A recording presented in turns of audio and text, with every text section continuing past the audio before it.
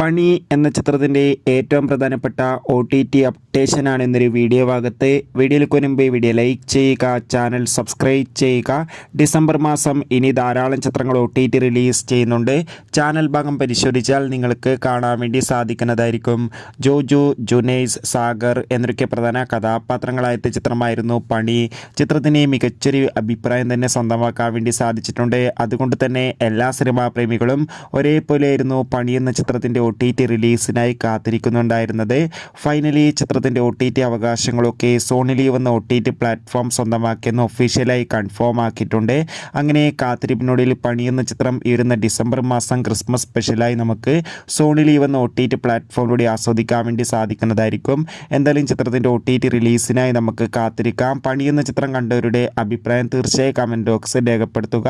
കൂടുതൽ സിനിമാ വാർത്തകൾ പെട്ടെന്ന് ലഭിക്കാൻ ചാനൽ ഇപ്പോൾ തന്നെ സബ്സ്ക്രൈബ് ചെയ്യുക. ബൈ.